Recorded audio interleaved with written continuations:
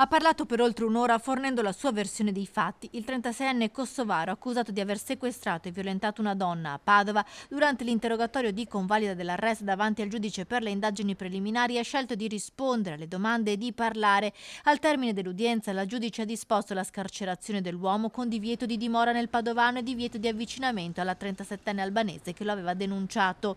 L'uomo, assistito dalla penalista Alessandra Nava, ha raccontato la sua versione dei fatti e ha affermato di aver conosciuto la donna venerdì dopo essere uscito dal carcere dove aveva scontato una condanna di 10 mesi per reati contro il patrimonio. Si sono trovati,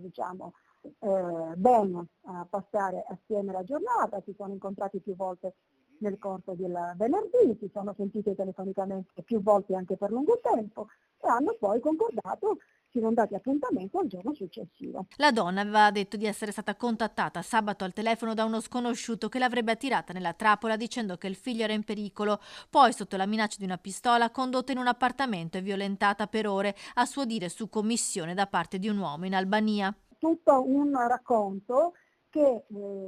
io ho evidenziato al giudice, mi pareva non fosse neanche confortato da quegli elementi che erano in atti, che peraltro mi lasciavano dubbiosa, laddove una persona che viene scarcerato il giorno stesso o il giorno dopo si arrischia di commettere un reato così grave, peraltro lasciando tracce di sé dappertutto, facendo vedere dove era rintracciabile, portando la signora presso una sua amica. Non sarebbe inoltre stata ritrovata la pistola utilizzata per minacciare la donna e portarla nella casa disabitata del quartiere Palestro. Non è stata rinvenuta